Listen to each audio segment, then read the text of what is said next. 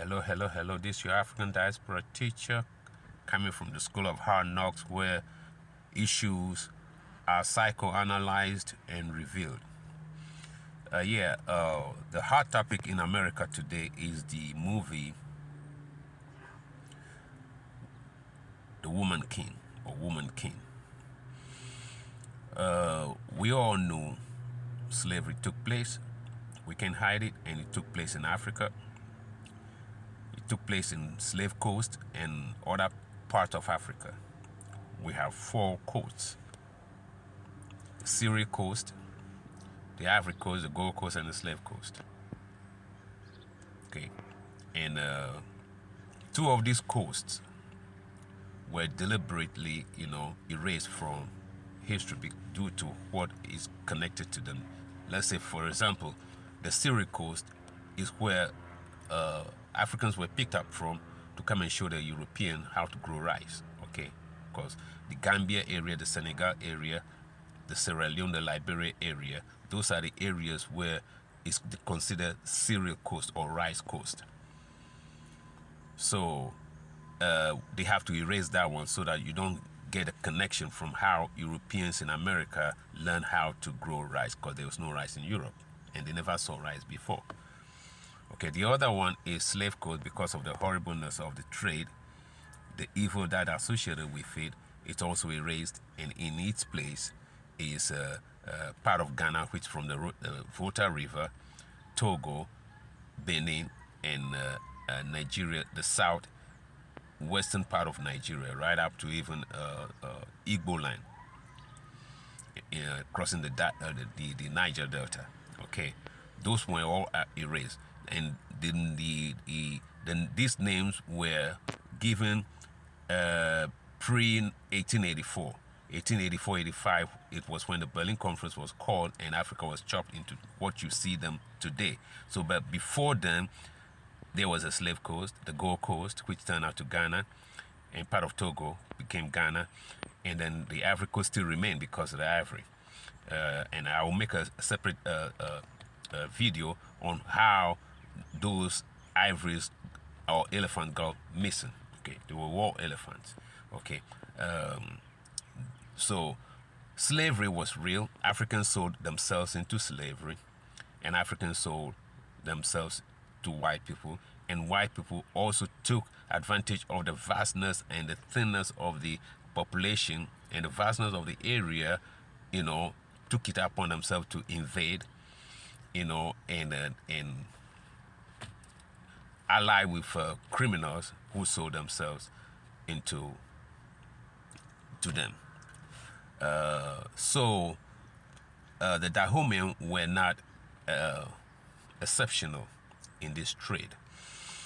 But what made Dahomean to do what is not portrayed in the movie is because the Dahomeans first have to, solidify their kingdom, and they face a lot of opposition from or onslaught from the Oyo kingdom, which was on their north part in today's Nigeria. And trying to solidify the kingdom and protect it, a lot of wars were fought, just like anywhere else in Asia, in Europe, in the China area, anywhere else. Wars will be fought. We're talking about 300 years ago, 400 years ago. People were trying to expand their territory. So the Dahomeans lose a lot of their male soldiers, military men, so they were forced to conscript the female part of their population, which they did very well. Okay, but the story needs to be told, whether we like it or not. As certain people were calling on into Tariq Nasheed's podcast, that we shouldn't be glorifying people who sell themselves into slavery. The story needs to be told. We've got a lot of beautiful stories. We have a lot of beautiful stories. As tragic as they were at the time, they are our story. But the problem is we have to tell the story from our perspective and learn from it. We can't deny it. We can't push us aside. As certain people are saying, no, the African stories are becoming too much. We need to make our own story. Yeah, the stories in America are good stories. But we all need to come together to make these stories. You see, the emotions that we are victims in America here, Africans sold us into slavery. The Africans who remain on a continent also feel the pains. How do I feel when my grandfather's brother don't come back no more? The notion that the Africans don't feel no pain in this enslavement of themselves is a fantasy, it's a lie. When you lose your grandfather, who is your favorite, when you lose your aunt, when you lose your father to enslavers and never see him again, when you lose your mother that you never see again, how would the child that loses his mother over here feel? It's the same thing that the woman who comes over here at the age of, let's say, 25, leaving 3 children behind, now got raped over here and have more children over here, and now those children live over here. Now they're feeling pain for their mother being, shipped on a slave ship over here. But what about the children she left behind? You see? So the notion that the Africans were just some cold-blooded, enslavers who sold themselves into slavery and don't care about the consequence, it's a fantasy. We lose uncles, grandparents, grandmothers who went to fetch water, sisters who went to fetch water and never returned and left their children, a child behind or 2 sons behind. They have to grow without a mother. People have to grow without uncles and fathers in Africa. But the notion that the African don't care, or our pain over in Jamaica, in Barbados, in the United States is greater than the people who lose their mother over there, have to be revisited and analyzed. You see? So we need to come to grip with all these things and heal together. The pain being projected from one side, as if one side of the pain, one side of the human pain is greater than the other side of the human pain, is a fantasy. If we want to make a movie today about Marcus Garvey, we have to put Kwame Nkrumah into it. Okay, or if you want to make a Kwame Nkrumah's movie, we have to put Marcus Garvey into, because when Kwame Nkrumah was on the 25th Street in Harlem, okay, selling fish, he was listening to, in 1919, 1920, 1921 to 25, Nkrumah was there. He landed here in 1919 as a young man, selling fish on the street of Harlem, especially 125th, where Marcus Garvey and his horde of military men, soldiers, followers, would dress in a immaculate, shiny armor to show their manhood as soldiers for the race. That is what inspired Kwame Nkrumah. That is what inspired Kwame Nkrumah's, Marcus Garvey's Black Star Line. It's what inspired Kwame Nkrumah's Black Star Line. Kwame Nkrumah had a Black Star Line for the nation of Ghana that shipped cocoa throughout the whole world, until it was dismantled during the 1980s by the advice of the IMF, because it holds too much history. But the Black Star is what is put into our flag. And the Black Star is what is our national team, which a lot of you who follow football or World Cup will come to see. That coming from Marcus Garvey. So when we want to make a movie, as certain people say, the African movies are overshadowing our movie, what do we want? If we want to make that movie of Marcus Garvey or that of Kwame Nkrumah, Marcus Garvey have to, feature in it heavily. The way Kwame Nkrumah speak, the same way Marcus Garvey spoke. Okay? A lot of things, and a lot of people who follow Kwame Nkrumah, Du Bois, Angelo, and a whole lot of, even Dr. Clark once upon a time was there. A whole lot of people who went there in the days of, in the wake of the independence. So when we want to write Kwame Nkrumah's history in a big screen, we got to put all these things into it, make a sequel into it, so that all these people who came in his life, George Padmore from the Caribbean, Barbados or somewhere, have to be featured in it heavily. So we have common goal and a common story that we all need to come to put on big screen. And if we want to do that, we want to do it from our perspective. We shouldn't wait for somebody to write it with an agenda. Let's talk about agenda, but we shouldn't put more pain in our heart because of the divide and conquer that this movie is trying to portray, and portray badly on our women. That these women were women who have no husbands.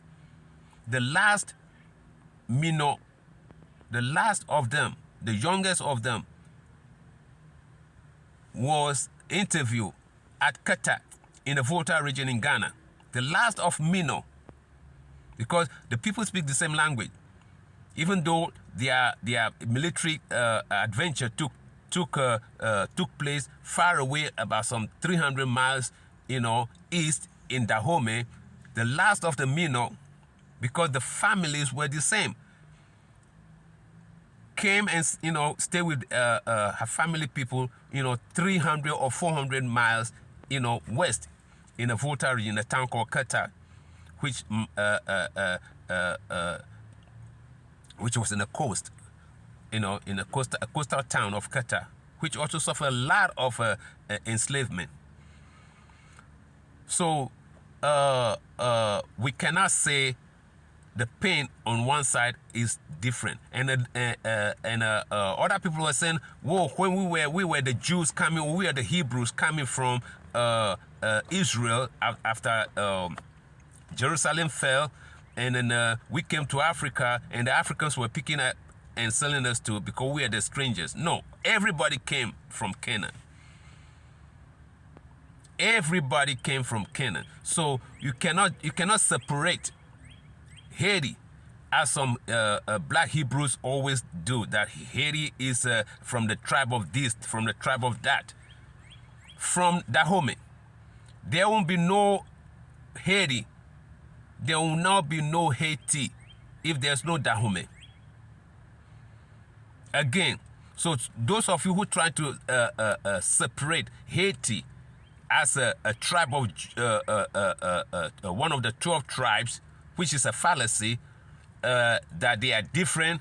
Let me ask you, how could you separate people who, we were just coming to West Africa, following persecution, and the Africans were selling us, that we are the strangers among them, as if the whole West Africa came out from Canaan. But our refusal to make history, to follow history, to come and learn and research language. We follow Bible. The Bible is written by these criminals, white people.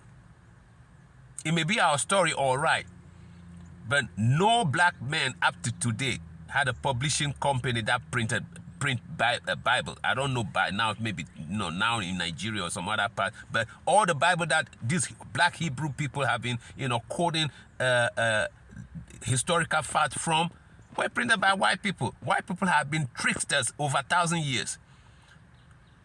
Tricked, they know it over 2,000 years. They are tricksters.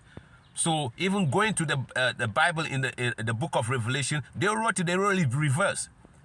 It was the blueprint that there's going to be 666, there's going to be this, that's going to be in the end, there's going to be, it was a blueprint. So when they fought hard to bring all these things to materialize everything that is almost in the book of Revelation, and you may think it's a prophecy that is coming to bear. But is a blueprint from the Catholic Church. It may sound like good. They may describe Jesus Christ over there as a black man, but they don't give a damn. You see, they may reveal certain things over there, but they put it in there. So when those things are coming to bear or to come into fruition or coming to bed, you may think is a prophecy is being fulfilled. So all you black Hebrews, let me ask you, how can you be proud of Haiti and all the Ados? How can you be proud of Haiti for kicking ass and hate Dahomey when Dahomey women were the one who raised Levacho, you see, and Bookman?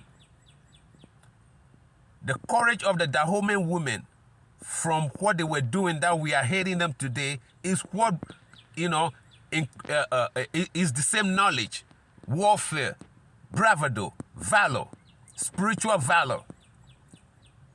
Is what, you know, they pass on to the people who made the revolution work in Haiti. So we cannot love Haiti and hate Dahomey. It was a training that spanned over years and spilled over into Haiti.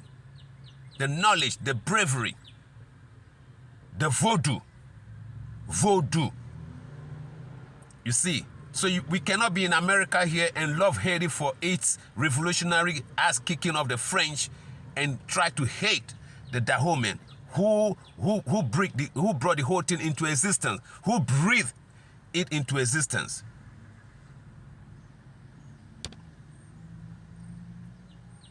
You can't hate a tree and love the fruit. Haiti is the fruit of the voodoo culture that emanates from Dahomey. You see,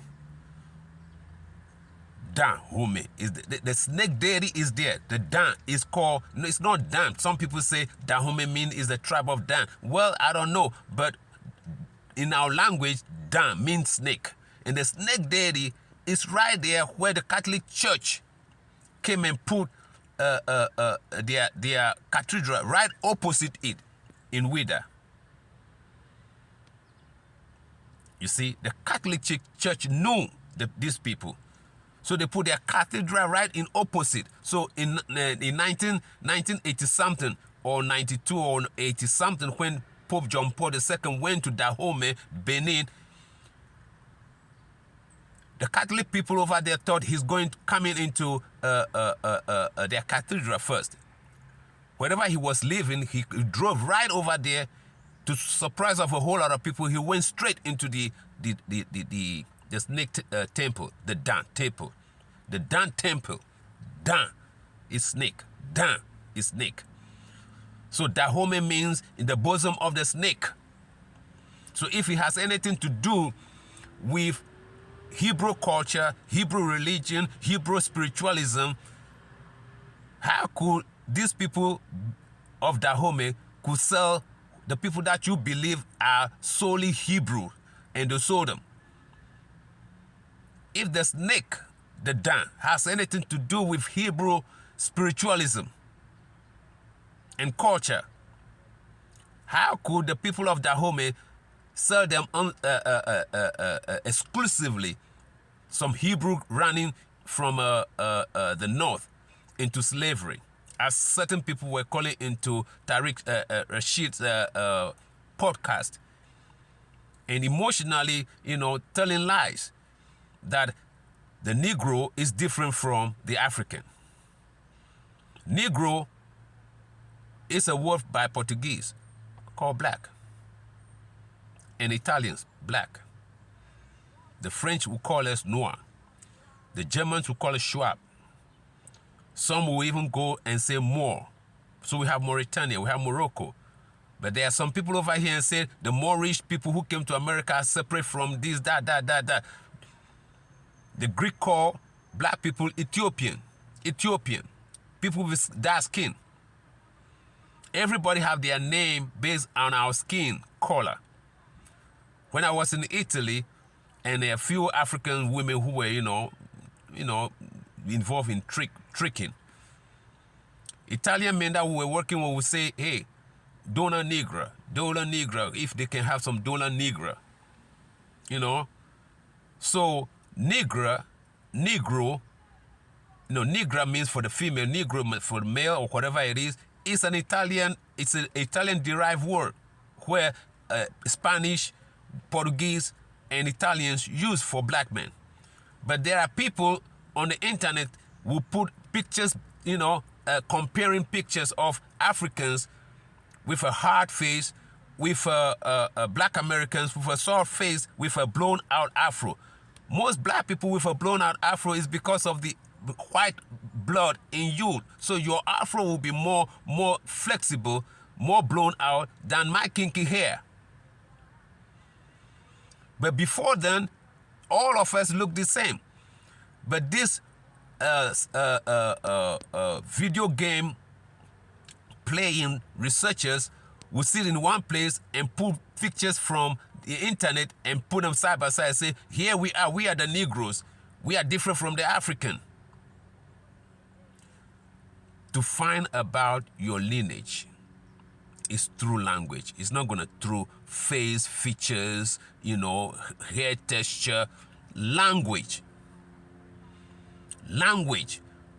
You see, so when you go to Haiti and they say Boko and they say Dada, that is mother. That is mother in foreign language. When they have Legban over there, Legban is the god that guard the crossroads and the gatekeeper. It's a word from Fon and a Efe language. So when you want to know where Haitians from, go into their lexicons. Find out the words that are not Italian, are not French, are not Latin based, and find out what are the root cause of these words. Where do they come from? If you come to West Africa and those words are still there, then you know the Haitians are not exclusively picked up, exclusively, rounded up as Hebrews into the New World. You see, language. A lot of you in America say you're Hebrew Israelites, don't want to do the hard work. You base your everything on a Bible printed by white people. The story might be ours. The story might be ours, but to find out who you are, we have the depository. Language is what's going to guide you to know who we are as a people. So if something is, if you have some fantasy of being some Hebrew, come to West Africa and see whether Hebrews are still there. We have circumcision over here. Okay, there is a book called Hebrews in West Africa. Guess when that book was written? 1903. Before a book will be written in 1903, that means before the turn of the century, scouts has been, has come over here and inspired about our culture that is linked to Hebrew culture. Before they could write that book, they could quickly write that book. A lot of so-called Jews today came over here. They were the one involved in slavery as well. So they were watching us. When they were involved in slavery and colonialism and everything as far as 1903, they were watching our cultures. And they were documenting it. And they wrote that book in 1903. Hebrewism in West Africa. So if all the Hebrews have been taken out by cold-hearted Africans and packed them into the Americas before 1903, and people can say the Hebrews sold into American slavery are different from the Africans over there. The Africans over there are just Africans who sold the Hebrews into slavery. So we over here in America are exclusively Hebrew. And the ones in West Africa and the rest of Africa have nothing to do with us because they hated our gout. We are the one who built things. We are the one who built things. All that ignorancy. We are the one who did this. And the Africans didn't do anything. So they sold all of us gathered all of us into the last Hebrew and shipped them and sold them to the white man. West Africa is full of Hebrews. Hebrews sold Hebrews into slavery. Hebrews sold Hebrews into slavery. Okay, so we should stop the bickering, the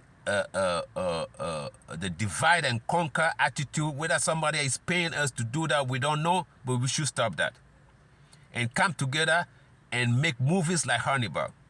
Movies, somebody even say, we don't have to even do no movie about Mansa Musa. Somebody call into the podcast.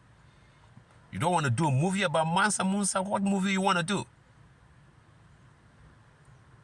A movie about Biggie Smalls alone? Biggie Smalls is my favorite rap artist. Would love to make his movie. Probably look like him. You see? So, or maybe I'll make a movie, I'll make DMC. DMC, people say I look like DMC. So I'll make a movie featuring DMC. Okay, we need to come together, folks, family. We need to come together and make all this movie. We need to make Hannibal. We need to make Queen Zinga. We need to make all the queens in West Africa. We need to make Ya Santiwa as a movie. We need to make Shaka Zulu again as a movie. We need to make Kandesa as a movie. Hataki, whatever, the 5th dynasty pharaoh, the 25th dynasty pharaoh. We need to make movie about all this from our own perspective. We shouldn't wait. So the crying that we're crying is because we waited too long for this story to come out since Black Panther. And white women took advantage of it, trying to put it into their feminist, poisonous, toxic feminist perspective. We waited too long. Whether these women cut people's head, cut men's hair, notorious men who probably will be selling their own selves into slavery, traitors. That is not what we have to be looking at. We have to look at their bravery. What would turn them into trying to protect the kingdom. That is what we need to, as nation builders. Okay, that's what we need to, look into.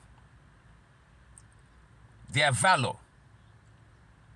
We need to make these stories. As hard as it may look, it may sound, it may feel like, we need to make this, write these stories and turn them into big movie. All together. You see? So the pain on the side of my family here in America, we need to, we need to heal out from the pain and come together. There's so much ahead of projects ahead of that we need to bring to the silver screen all together.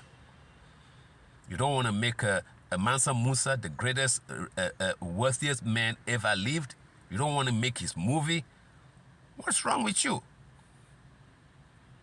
And that was coming from a woman.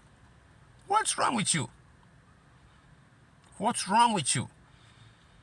The war elephants of Africa that Hannibal rode on through the Alps of Europe and descended on Rome. You don't want to do it. You see, it's good to have a black people's history, but it spanned fully 400 years. You want to dwell on that alone, 400-year history, and leave over 50,000 years of history behind? What is your link? What is your people? Oh, they are Hebrews who were packed by some savage Africans into America, and that's the end of it. So we had to trace our route to some God-forsaken place called Israel, a desert. Let me ask you one question. If today you have a son that is good in making the best electric battery, would you think America will allow you to set up the factory over here and sell the battery to the whole world? Or you could come to Africa where the resources